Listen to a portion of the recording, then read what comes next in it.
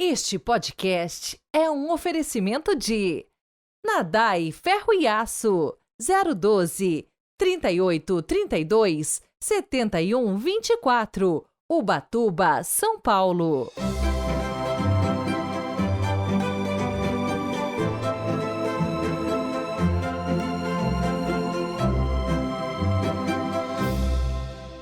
Sábado, 2 de março de 2024. Sejam bem-vindos ao nosso Evangelho do dia de hoje. Um cumprimento especial para você que todos os dias nos acompanha pelo Spotify ou pelo YouTube. Ou então você que está chegando agora, junte-se a nós e venha evangelizar conosco. O capítulo 15 do Evangelho de Lucas contém a seguinte informação: os publicanos e pecadores aproximaram-se de Jesus para ouvi-lo. Os fariseus e escribas murmuravam: este homem recebe pecadores e come com eles. Lucas apresenta imediatamente essas três parábolas ligadas pelo mesmo tema: a ovelha perdida, a moeda perdida, o filho perdido. E esta última parábola constitui o tema do Evangelho de hoje.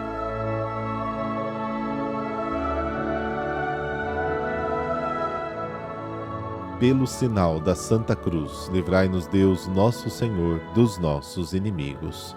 Ó Deus, que pelos exercícios da Quaresma já nos dais na terra a participar dos bens do céu, guiai-nos de tal modo nesta vida que possamos chegar à luz em que habitais. Amém.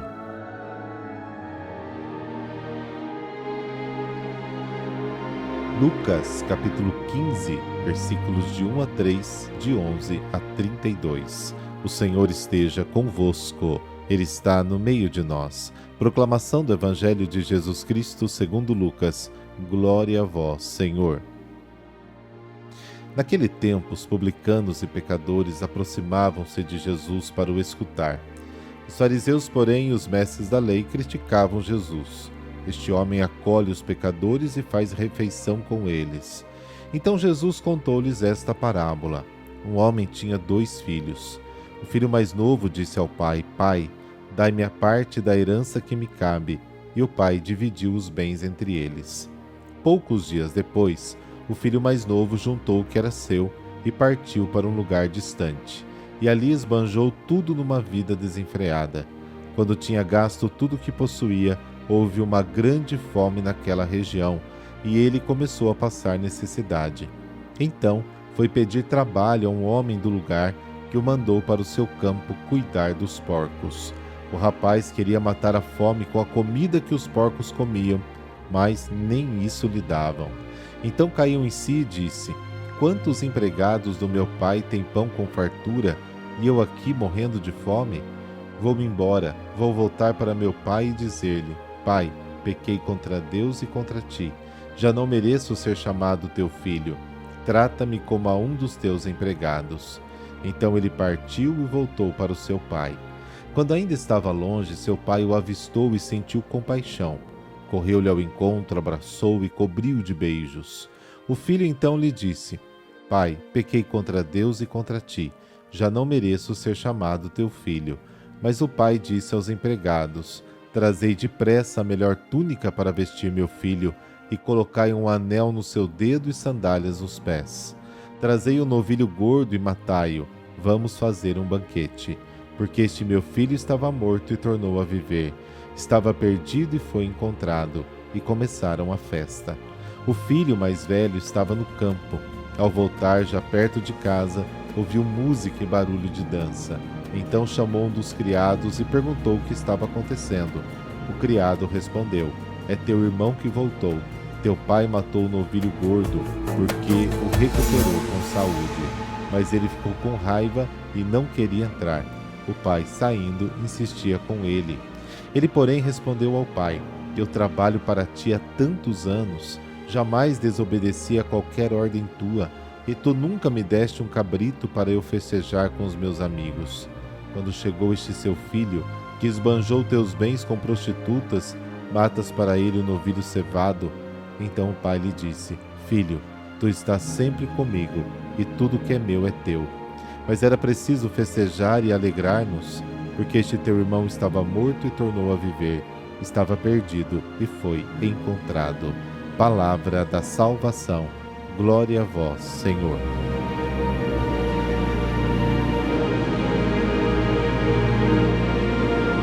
A parábola que nós acabamos de ouvir revela o centro do Evangelho. Deus como Pai de ternura e misericórdia. Ele sente uma alegria infinita ao ver o seu filho voltar de longe para casa e convida todos a se alegrarem com ele. Desde o início, Jesus come com os pecadores. Você pode conferir, por exemplo, Lucas capítulo 5. Agora ele também convida os justos. Atacado por eles com malícia, ele os contra-ataca com a sua bondade, porque quer convertê-los. Mas a sua conversão é mais difícil do que a dos pecadores. Não querem aceitar o comportamento de Deus Pai, que ama todos os seus filhos livre e necessariamente. A sua misericórdia não é proporcional ao mérito, mas à miséria. Por causa da sua miséria, os pecadores sentem necessidade de misericórdia. Os, entre aspas, justos, que acreditam estar livres da miséria, não aceitam a misericórdia. Esta passagem se dirige ao justo para que ocupe o seu lugar à mesa do Pai. Deve participar da celebração que o Pai realiza para o filho perdido e encontrado. Esta parábola não fala da conversão do pecador à justiça, mas do justo à misericórdia. A graça que Deus usou para conosco, seus inimigos, deve se refletir na nossa atitude para com os nossos inimigos. Lucas capítulo 6. E para com os nossos irmãos pecadores. O Pai não exclui nenhum filho do seu coração. Só é excluído dele quem exclui o irmão. Mas Jesus também se preocupa em recuperar aquele que, ao excluir o irmão, exclui-se do Pai.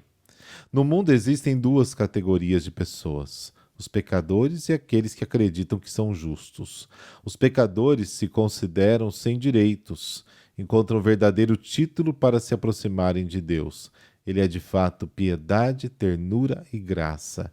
Por sua natureza ama o homem, não na proporção dos seus méritos, como eu já disse, mas na proporção da necessidade. Os destinatários da parábola são os escribas e fariseus, que acreditam ser justos. Jesus os convida a se converterem da própria justiça, que condena os pecadores, para a misericórdia do Pai que os justifica. Enquanto o pecador sente necessidade da misericórdia de Deus, o justo não a quer nem para si e nem para os outros. Aliás, como Jonas, ele fica muito irritado com Deus porque usa a misericórdia. Conversão significa descobrir o rosto de ternura do Pai, que Jesus nos revela, voltar-se de si mesmo para Deus, passar da decepção do próprio pecado ou da presunção da própria justiça à alegria de ser filhos do Pai. A raiz do pecado é a má opinião que se tem sobre o Pai, e esta opinião é comum aos dois filhos. O mais novo, para se libertar do Pai, se distancia dele com as degradações da rebelião, do esquecimento, da alienação ateísta e do niilismo. O outro, para impressioná-lo, torna-se servil. O ateísmo e a religião servil, a libertinagem, o legalismo, o niilismo e o vitimismo surgem de uma única fonte, o desconhecimento de Deus. Esses dois filhos, que representam toda a humanidade, têm uma ideia errada sobre o Pai. O consideram um pai professor simplesmente. Esta parábola tem como intenção primeira levar o irmão mais velho a aceitar que Deus é misericórdia. Essa descoberta é uma alegria imensa para o pecador e uma derrota mortal para os, entre aspas, justos. É a conversão da própria justiça à misericórdia de Deus.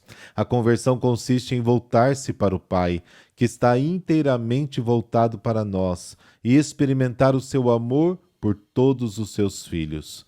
Por esta razão, os justos devem aceitar um Deus que ama os pecadores. Para aceitar o Pai, é preciso se converter ao irmão. Necessariamente, não tem outro jeito.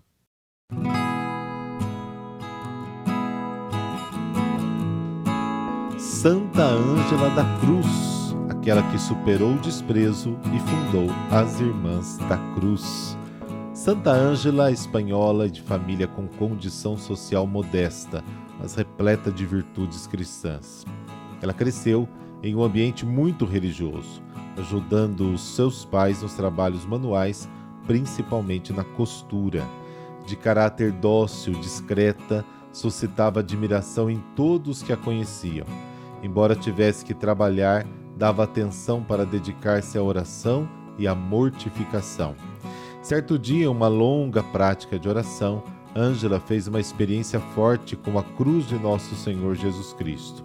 Isso lhe inspirou a imolar-se em união com Jesus para a salvação das almas. Dizia ela: quem quiser conservar a graça não deve afastar os olhos da alma da cruz, tanto na alegria como na tristeza. Decidiu se consagrar a Deus na vida religiosa. Por falta de saúde, não foi admitida no Carmelo, mas em 1868 ingressou nas Filhas da Caridade. 2 anos depois, teve de deixar a instituição. Viveu como monja sem convento, voltando ao seu trabalho e aceitando a orientação do seu diretor espiritual. Escreveu seus pensamentos e desejos da alma até descobrir a sua vocação permanente, a fundação de um instituto inspirado em fazer-se pobre com os pobres. Instalou-se com outras 3 mulheres num quarto alugado, onde tinham um destaque o crucifixo e um quadro da Virgem das Dores. Nasciam as Irmãs da Cruz. Acolheu meninas e órfãs, pediam esmola com uma das mãos e distribuíam-na com a outra.